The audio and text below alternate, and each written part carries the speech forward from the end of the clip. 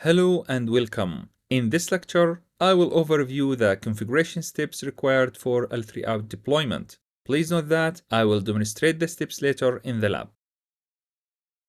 Step 1 is a prerequisite, which is to configure an L3 domain and all required access policies for the L3Out interfaces. To configure the L3 domain, go to Fabric, Access Policies, Physical and External Domains, and then go to L3 Domains. Right-click and create L3 domain. In the Create L3 domain window, provide an L3 domain name. Mention the associated attachable entity profile, the AEP, and specify the VLAN pool. Please note that all L3Out interface types require the L3 domain and the AEP. However, only the SVI interfaces require the VLAN pool because SVI uses trunk links. So I mean by that, if you are going to use a routed interface or a routed sub-interface, you don't need to mention a VLAN pool here. But if you are going to use interface type SVI, then you have to specify the VLAN pool here, okay? After creating the L3 domain and associating it with the AEP and the VLAN pool, create interface selectors that must select all L3Out ports and associate them with the interface policy group, the IPG. And keep in mind that the interface policy group must use the AEP mentioned above. Also, the interface selectors must be defined by the interface profiles, which must be referenced by the leaf profiles of the border leaf nodes. So basically, all the access policies that I covered in the access policy section apply here, and we are going to review all that again in the lab.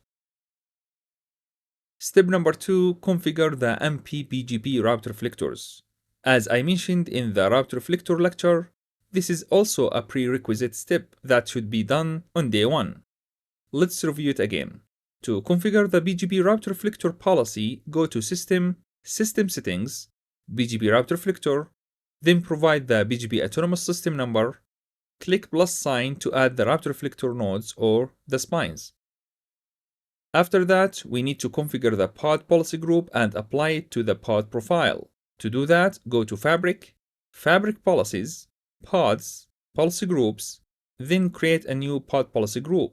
Note that the BGP route reflector policy will always be selected, which is mentioned as default here. So if you don't select default, it will be selected by default. You cannot create more than one BGP route reflector policy in ACI, okay?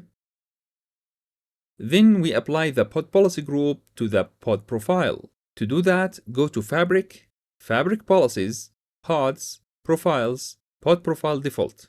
Then from the pod selector, use the previously created pod policy group. And that's it. Step number 3, create the L3Out object. From Tenants tab, go to your tenant name, in our case tenant 1 here, then Networking, L3Outs, right-click and create an L3Out. Note that the first 2 prerequisite steps are mentioned here, the BGP route reflector policy and the access policies. In the Create L3Out page, we have to provide an L3Out name, specify which VRF this L3Out belongs to, and associate the L3Out domain that we created in step 1, which is here L3 domain 1. Then we need to select the protocol that we are going to use in the L3Out. However, if we only want to use static routing, we can ignore the routing protocols and click Next. Also, please note that we can configure static routing along with any other routing protocol. Also, we can deploy only one routing protocol in the L3Out. Although technically we can enable BGP and OSPF at the same time under one L3Out, but that doesn't allow both protocols to advertise the same routes. In such case, the OSPF will only advertise the loopback and the directly connected interface subnets, as you can see in the warning message here. That helps in the recursive routing to deploy the BGP using loopback addresses, so please keep that in mind. As I mentioned here, if we select BGP, we can also select OSPF to advertise the loopback and the directly connected interface subnets. However, if I select EIGRP, I cannot select any other protocol. Note that here we determine the EIGRP autonomous system number, which is here 100. On the other hand, if I select OSPF, I can select the BGP option. As I mentioned, we specify the OSPF area ID number. The default is 1, We can use area 0 as well, or any other area number, but it has to match with the external router on the other end. Also, the OSPF area type has to be regular area if you want to select area 0, right? This is an OSPF requirement. Now here you can see we have an SSA area, regular area, or sub area. Select the area type from here. As you know, it has to match between the ACI and the external router. Also note that we have several OSPF area controls and area types. These details are related to the OSPF and SSA and area types, which I covered in depth in the Cisco Data Centers L2 and L3 Technologies course. In the ACI course, I expect you already know the OSPF protocol, okay? And the last thing is the OSPF area cost. This option sets an OSPF cost for a default route generated by the border leaf. Then we click Next. In step 4, we create the L3Out node and interface profiles. The L3Out configuration consists of node profiles and interface profiles. An L3Out can span across multiple nodes in the fabric. All nodes used by the L3Out can be included in a single node profile and is required for nodes that are part of VPC pair. So it's required to have the VPC pair nodes in one single node profile, okay? Interface profiles can include multiple interfaces. When configuring dual stack interfaces, a separate interface profile is required for IP version 4 and IP version 6 configuration. That is automatically taken care by this wizard. Okay. So here we have to provide the node profile name. If you check the use defaults here checkbox, the wizard will provide the default naming convention. Like here, I didn't change the default name here. It's the L3Out name, which is L3Out-1, then underscore node profile, okay? This applies to the interface profile as well here. This is the default interface profile name. If you check this one, you will not see the fields here to provide the names, okay? It will use the default naming convention, okay? Also, please note that we cannot create more than one node profile from this wizard. To do that, we have to go back again to the node profiles after creating the L3Out and create a new node profile from there. So from this wizard, you can create only one node profile, as you can see here, okay? Then we need to select the interface type, as we mentioned in the interface types lecture. Then select the border leaf node ID and configure the router ID. Also, optionally, the loopback address. We typically configure the loopback addresses when we deploy BGP using the loopback addresses, okay? You can click plus sign to add more border leaf nodes. Then we select the border leaf interface, which we already configured its access policies in step 1, right? So Ethernet 1/1 here should have the access policies configured, the policy groups, the AAP, the L3 domain, everything, okay? Then specify the interface profile name. As I mentioned, this one here is the default name.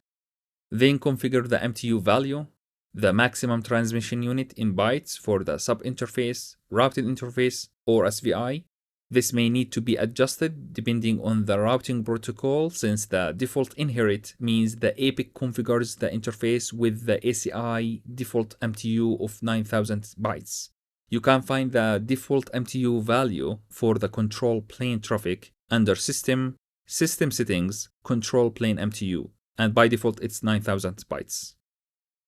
Most router interfaces do not use jumbo frames as a default, and routing protocols such as OSPF and EIGRP do not establish peering correctly unless the MTU values between the router interfaces match. So you have to take care on this one.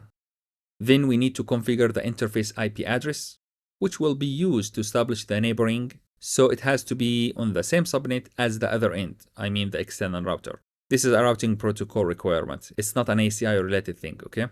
Click on the plus sign to add more interfaces for the same border leaf node.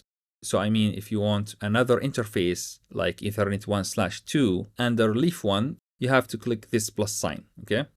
So this one for adding more interfaces and this one for adding more border leaf nodes. Okay, after you finish, click next. Step 5, create a protocol interface policy if required. For example, here, create OSPF interface policy to use point-to-point OSPF network type. Please note that these options are OSPF standard settings. They are not ACI related. Okay?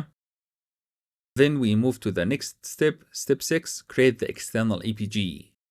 The L3Out network or external EPG is used for traffic classification, contract associations, and route control policies. Classification is matching external networks to this EPG for applying contracts. Route control policies are used for filtering dynamic routes exchanged between the ACI fabric and the external devices, and leaked into other VRFs in the fabric. So we need the external EPG to classify the external traffic. We have to provide the name for the external EPG, then specify the provided and consumed contracts. Here I use contract 1 as consumed and provided contract. If we check the default EPG for all external networks checkbox option, a default 0.0.00/0 route will be created in the subnets, and it will have the external subnets for external EPG scope configured, as you can see here. Okay? So if you check this one, you will not see the subnets tab, but you will have this configured under the subnets later. Okay? That means the received external traffic from this L3Out connection will be classified under the external EPG, in our case here, external_EPG-1. However, sometimes we may need to classify the external traffic into several external EPGs in order to enforce different security policies or contracts according to the external subnets. Okay? In that case, we should create specific subnets for the external EPG. And to do that, click on the plus sign here and move to the Create Subnet page. In the Create Subnet page, we must provide the prefix and the prefix length or subnet mask. Here we have 150.0.0.0, the prefix, and /24, the subnet mask or the prefix length. Optionally, we can provide a descriptive name for the external subnet. The route control options are used for filtering external routes advertised out of the ACI fabric, allowing external routes into the fabric, or leaking routes to other VRFs within the fabric. I will get back to talk about the route control options later in the upcoming lectures. This is not the correct time to mention these details. At this stage, we need to ensure that the external subnets for external EPG option is checked, which is checked by default. That's important to identify the external networks associated with the external EPG for policy enforcement or applying contracts. Okay? Then we move to step 7, which is associate the L3Out to the bridge domain. Navigate to the bridge domain, then click the Policy tab, then L3 Configurations.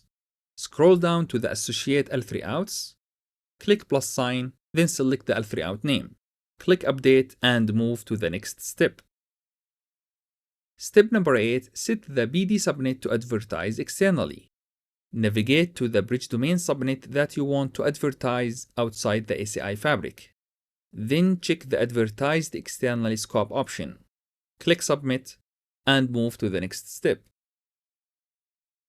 Step number 9, the final step, use contracts in the application EPGs or the internal EPGs. We have to use the contract used previously in the external EPG here in the application EPG, whether consume, provide, or both consume and provide. This step is important to allow communication between the internal endpoints and the external subnets. So here we have contract 1, which we already used in the external EPG. Okay?